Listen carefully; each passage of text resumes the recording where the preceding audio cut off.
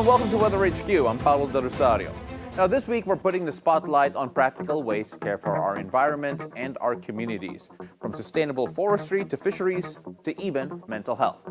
First up, the DENR is boosting partnerships to promote sustainable forestry.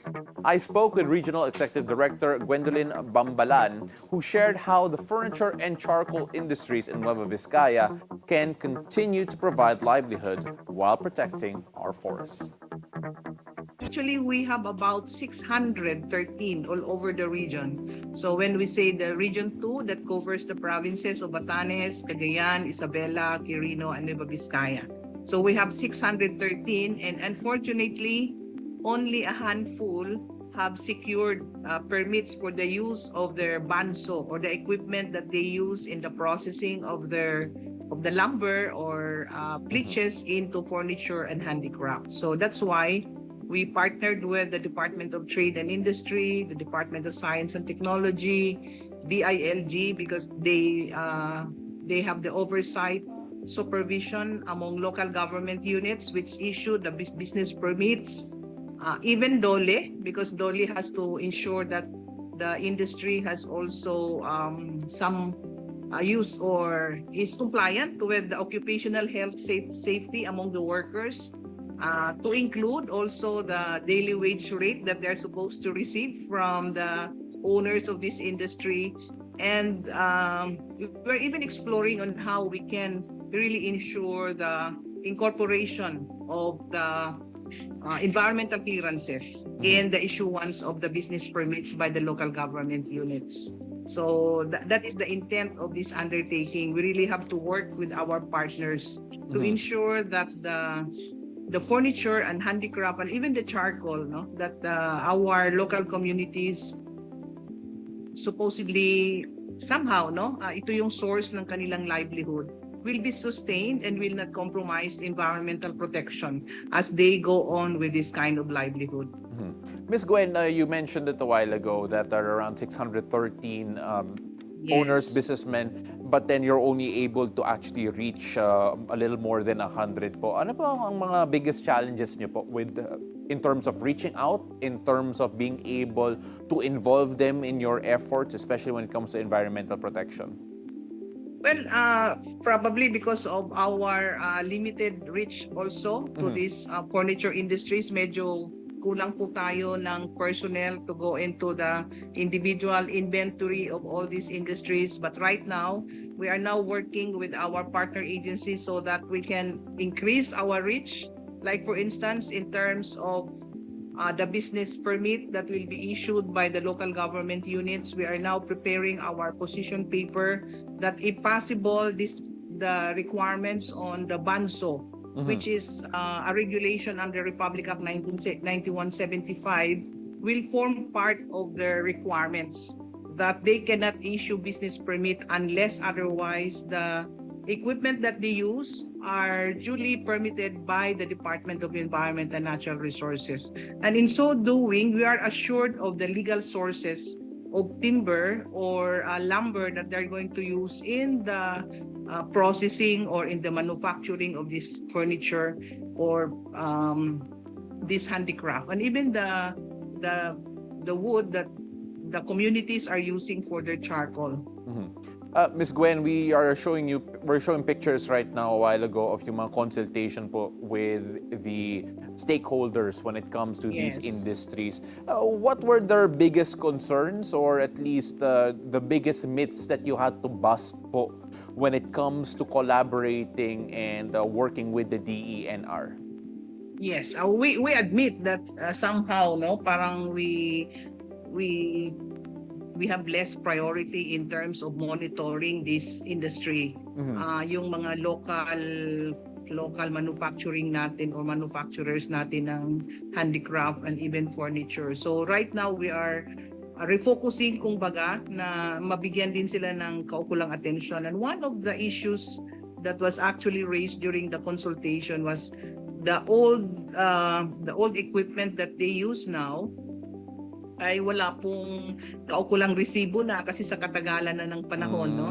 And some of them also have to repair, to fix it. So some of the parts ay hindi na po yung original. So we are now reviewing our policy on how we can address this, because our intention is really to ensure legality and that they continue operating, because that's also one of the major industries here in the region. As I have mentioned, 613 na manufacturers will be affected talaga kung i-strictly enforce natin yung regulations sa chainsaw, which requires receipts and other documents. So yun po ang pinapa-aralan pa namin ngayon sa aming legal office in coordination, of course, with the Forest Management Bureau.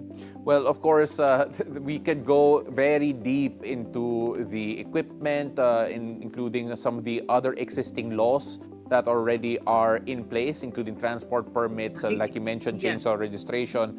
But, ma'am, I also want to focus on the need for interagency collaboration because, as you mentioned, medyo mababa kayo in terms of yung priority in actually regulating some of these industries. So, what needs to be done po from the DENR perspective to be able to ensure that the sustainable efforts, or at least making of sustainable forestry more of a reality in the region po? Yeah, thank you so much for that. Now, as I have mentioned, we started already our consultation meetings with the furniture industry makers and also the handicraft and even the charcoal making groups. So, ang ano namin dito is we really have to work closely with the Department of Trade and Industry, because unfortunately, as we reviewed the profiles of the different furniture makers, some of them do not even have registration with the DTI, and also with their respective local government units. So inisa-isa namin ito, and that's why we are just circulating the draft memorandum of understanding, or agreement rather, with the different agencies, and that's why we might probably hold another meeting to finalize it and schedule the MOA signing already, so that we can keep track of the development now. As I have told the Department of Trade and Industry, we will probably provide a grace period for this industry to comply, because our intent is really for them to become green market supposedly, because as I have mentioned, Region 2 is actually in the past years ay ito po ang one of the lagging industries ng Pilipinas, so instead of logs now, however, we're converting it to furniture, which is a high value products already. That's why DTI is also supporting them. So ito yung focus namin. Now we have to ensure that the permits will really require yung mga environmental clearances, not only transport, not only chainsaw registration, but even yung environmental regulations like permit to operate air, because they're using machines. Yes. So among others, that's why we have to work closely and work collaboratively with our partner agencies. And we're happy to note that they're very supportive. While DTI is focused on ensuring the supposedly yung pag-ayos ng mga industries na ito, but they have to understand also that we have environmental regulations to comply. So masaya naman kami, at least nagkaroon kami ng common and direction on this. And even the DILG is open to our submitting the position paper that if possible, i-incorporate nila yung chainsaw permit before they will grant the applicant, yung furniture maker ng business permit. Unfortunately, at present daw kasi, it doesn't form part of their citizens charter. So, per regulation din kasi, we could not add requirements. Kaya yun ang ano namin, we are submitting that position paper to the anti-red tape authority for it to be reviewed, revisited, and sana makonsider na it can form part of additional one requirement only. Because kung maipasok kasi natin yung chainsaw permit as one requirement, maganda na po yun, dahil part of the requirements din ng chainsaw permit is really to have legal source or sources of lumber before we Yes. can issue it. Yes, Ms. Gwen. So yun po itong interconnectedness nito, Sir Paulo, na maganda kung maipasok siya sa mainstream regulation ng isang agency para hindi na yung every now and then nandun kami magmo-monitor given the number of personnel we have also to do the monitoring. After the break, we'll hear from Mr. Nazer Biguera of the BFAR on how they aim to protect our seas, support our fisherfolk, and keep fish on our tables. Stay with us. Weather HQ will be right back.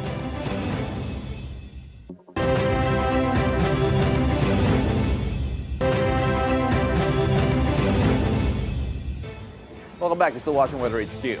We also marked the 62nd Fish Conservation Week led by the Department of Agriculture, BFAR, with the theme Pangisda Masagana, Sapat na Isda sa Bawat Pamilya. To share more about the celebration and the initiatives underway, I spoke with BFAR Chief Information Officer Nazer Biguera. Being one of the world's richest countries in terms of marine biodiversity, and fish being the cheapest source of protein among Filipinos. So there's really a need for us to raise awareness in terms of protecting and conserving our fisheries and aquatic resources. Yung tema po ninyo ngayon is Pangisda Masagana, Sapat na Isda sa Bawat Pamilya. What does this say about yung priority po ng BFAR? Yes. Our theme, Pangisda ang Masagana, Sapat na Isda sa Bawat Pamilya, it actually underscores the importance of food security or sustainable fish efficiency for every Filipino family. No? Gusto nating itampok yung kahalagahan ng kasiguruhan sa pagkain at pagiging sapat ng supply ng ating mga isda sa ating mga palengke at syempre sa hapag ng bawat Pilipino. And this theme also highlights the need to engage society at its smallest unit doon sa pamilya in protecting our oceans, our rivers and lakes, not just for today but also for future generations. Napaka-ambitious po yan to be able to reach out to yung mga families mismo, the smallest unit here in the Philippines. So we talk about yung mga programa po ninyo being held nationwide for FishCon Week 2025. What can we expect? Well, every year, we celebrate the Fish Conservation Week celebration. And during this part of the year, we really highlight or we heighten our call for action in terms of community participation. We encouraging our fisher folk, the local government units, the students, and the general public to join activities such as coastal cleanups, mangrove planting, fishery law enforcement forum, educational campaigns on sustainable fishing practices, and we're actually bringing the campaign in the social media. For example, last Monday, when we kick off the activity, we had this fishionista, cosplay, highlighting marine species, and also we have this pala fishipan. No, it's some sort of frisbee online for our students. So there are actually innovative platforms we highlight the importance of fisheries conservation, Paolo. Sir Nazer, I have so many questions about yung fishionista, kung anong kina-cosplay ng mga tao doon, kung anong paborito nilang isda. But then, of course, that will be a bit off topic. I want to now focus on the fact that this is an opportunity to spread awareness on fisherfolk in general, who are one of the more vulnerable sectors in our country. What are the biggest challenges po that you feel that we should start to address, especially this FishCon? Well, there is one challenge that we continue to confront in terms of fisheries conservation, and that is illegal, unreported, and unregulated fishing. That's why the government, through the Bureau of Fisheries and Aquatic Resources, continue to implement program in terms of our fight against IUU fishing. So we're actually improving our capacity in terms of patrolling our seas. We also strengthen our collaboration with the local government And in fact, just to encourage our Bantay Dagat volunteers, no, we have implemented this insurance program for our Bantay Dagat volunteers, for our law enforcers. So these are all part of our efforts to incentivize those people who are at the front line in our fight against illegal fishing, because illegal fishing, destructive fishing practices undermine the sustainability of our fisheries resources. It remains a challenge for us in terms of sustaining our fisheries and aquatic resources, Paolo. You mentioned it po, the frontliners, encouraging them to help promote yung responsible aquaculture in particular, and of course trying to incentivize it by basically saying that it will make it sustainable and stable yung fish supply po natin. When we talk about ordinary Filipinos po who are not yet aware of the plight of yung mga fishermen natin, and of course when we talk about yung aquaculture here, including yung illegal fishing, is there anything yung mga ordinaryong mamamayan that they can do to try and help fight this issue in particular? That's actually a good question, no? Lalo na doon sa mga nasa syudad, no, nasa mga malalaking lungsod katulad ng Metro Manila, parang sasabihin natin, ano naman pwede naming magawa? Malayo naman kami sa karagatan, no? Mm-hmm. But even ordinary citizens can actually contribute to upholding the integrity of our marine environment, no? Dito sa Metro Manila, patuloy tayo nangangampanya na yung pagtatapon ng basura, no, sa ating mga kanal, sa ating mga maliliit na katubigan, ay kailangang pigilan natin ito at huwag tayong mag-ambag sa polusyon. Mm-hmm. Dahil itong mga dumi nito ay dumadaloy din ito sa ating karagatan at ito ang pumapatay doon sa ating mga sa ating marine habitats. Ito ang sumisira sa ating marine habitats. So mga simpleng pamamaraan katulad ng hindi pagtatapon ng basura, yung pag-iwas irresponsableng pagtapon ng basura, malaking tulong ito, malaking ambag. And of course, we have this market denial, no? Alamin natin kung ano yung mga species na hindi dapat binibili sa palengke, no? Yung mga endangered species. At tayo na mismo na mga consumers ang gumawa ng paraan para wag itong bilhin. Ipag-alam na ito'y bawal na bilhin. So itong mga ganitong simple efforts, no, na pwede nating magawa, we can actually significantly contribute to the protection and conservation of our fisheries and aquatic resources, Paolo. When we return, clinical psychologist Tofi De Jesus talks about why World Suicide Prevention Week matters and how we can all play a part in saving lives.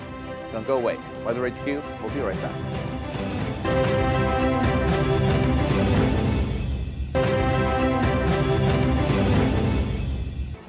Welcome back to Still Watching Weather HQ. This World Suicide Prevention Week, we're putting the spotlight on awareness, understanding, and hope, reminding us that every conversation can save a life. To share his insights, here's my conversation with clinical psychologist Tofi De Jesus.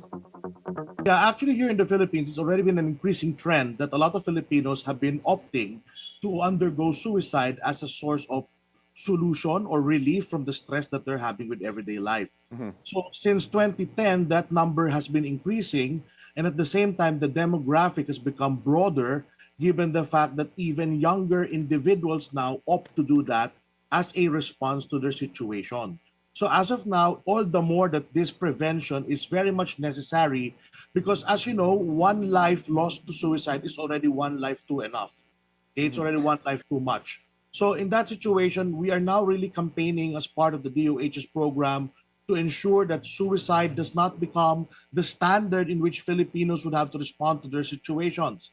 And at the same time, we are then really fostering peer-to-peer counseling, peer-to-peer facilitation, because we are empowering people to understand that suicide may be prevented, and at the same time, options are available on how to properly manage the situations that you're going through, and that there is more effective reactions that can be done by the individual. Sir Tofi, I want to talk about people who know those who are struggling with suicidal thoughts, with self-harm. What are the most common misconceptions do people have about those individuals, those types of individuals who have thought about suicide or are struggling with those thoughts? okay, coming from an observer's perspective, most people assume that your couple or your fellow person is okay. They're doing fine. He's gonna be fine. He's gonna be okay with that. He can then jump back to his feet. And in that situation, that is very critical now because that is the junction where in which that person might decide differently on the way that he would react to the situation. Sometimes we then tend to ignore certain signs like calls for help, calls for assistance, maybe some level of getting or trying to get attention from the social media. We then try to invalidate that. We try to say, hey, you know what, he's just acting up. He's just trying to get our attention. But that's the point. If a person already uses this kind of medium in order for us to get our attention, okay, then it is very important for us to then start our intervention. By doing so, we need to understand that, hey, you know what? We need to then take action out of it. We need to be curious, we need to be concerned, and we need to act immediately. So in this situation, I often tell my patients, you always try the ORA method. So what is ORA? Observe, reflect, and ask. Observe what the person is doing, reflect it back to the person, and lastly, ask the person if there's something that you need to talk about. In doing so, there's now a structured way of you approaching the person so that it doesn't seem to be that you're just trying to intrude to their privacy. The important thing here is that we are trying to empower people to be more concerned, to be more involved, because suicide is really preventable. Sir Tofi, when we talk about some of the warning signs, na-mention niyo po kanina that there are moments wherein some people might seem okay. When we talk about any usual warning signs, siguro that some people may not notice, what might that be just so they can start yung observation and reflection, and of course, the action that you mentioned a while ago? Okay, among them, Paolo, what you need to first understand is that there is social withdrawal. People tend to distantiate themselves from the usual gang of people that they belong to. So it's like, for example, your friend does not opt to take lunch with you anymore, or perhaps they are not as engaging when they're doing their work. They are not as participative to group activities. So they tend to see that it's no more of a, there's no use anymore of joining in these particular groups, and therefore it's better for them to just go their own way. In addition to that, there is a possibility that they are now trying to sell off certain things that belongs to them, or even worse, they give it away. So, for example, there is a pair of rubber shoes that is the prized possession of this friend of yours, and then this person starts to give it away. Then that's a good sign already. In addition to that, they tend to be more contemplative of themselves. They try to just work within their own selves. That's because they already might have lost the trust of how other people could help them. In suicide, there is this combination of helplessness and hopelessness. So meaning the person feels that there is a problem, I could not solve this, I tried doing certain options, and yet it still failed. That's why I'm now getting to the point that I'm looking at suicide as the only sole remaining option that I have. So if, for example, you're seeing a family member who is not as participative, maybe, for example, if you are working, maybe perhaps you are not anymore as enthusiastic with your job, or maybe in school as students, you would see that the attendance is failing, the grades are failing, talking with classmates has become less. So those are some signs that we need to be concerned about. Sir Tofi, when we talk about mental health in the Philippines and of course seeking help from professionals in particular, minsan may stigma pa rin dun. I understand that there are more and more people who are more open, especially among influencers and those are trying to convince people that talking about mental health is more acceptable right now. But in your experience, is there still a stigma around mental health, especially when talking about suicidal thoughts, that stop people from seeking professional help? Oh yes, I think that stigma is already embedded into our culture. Especially with Filipinos, since we are very collectivistic, we think that whatever we decide on whatever we say, might then affect the family that we belong to. That gives us that level of hesitation. So for example, if a person will say, hey, you know what, I have this serious problem, but I don't want to tell my mom because my mom might judge me. Or for example, I don't want to tell my dad because my dad is already working so hard. I don't want to encumber him with my personal problems. I don't want to be the source of the problem in the family. So those kind of thoughts become so much stigmatic to the point that it then creates a wall between the person with the problem and the people who could have helped him or her. So yeah, stigma still exists. That's why we need to look at it from a community perspective. We need to understand that each and every person that we can have can be a support system for us. Each and every person can be a source of hope. Each and every person could then offer an alternative perspective to what we need to give to our patients so that they would feel that it's okay. And I often tell this to people, when you are being approached by someone with suicidal intent, your response significantly matters. The way that you accommodate them can spell the life or death that this person might face. Toffee, when we take a look at the fact that you mentioned it a while ago, younger and younger people are turning to suicide. There is a rise still in terms of the numbers of suicides, and for various reasons. Some of them as simple as, this is Weather HQ. Some of them as simple as the weather, how gloomy it is, and it affects their own mood, and all of these different triggers. When we talk about encouraging open conversations about the things that actually trigger someone to having these sort of thoughts, how would you advise those who are concerned, those who want to help and really be more proactive in dealing with this problem to help other people? How would you encourage them to start? Okay, I think the first step here is to be more open to what other people would have to say. The less judgmental we are, that would be a better step in terms of suicide prevention. We need to understand that the big problem that person has may be not as big when it comes to your perspective, but you don't have to see it that way. Most people think that, talking to people, engaging with others might not be effective because they think that this problem is only with me. This problem is only big on my perspective. But the point here is that if those people who will be concerned will then let go of that particular judgment, we need to understand that, hey, you know what, whether it's a big or a small problem, the mere fact that it bothers you, then we'll have to deal with it.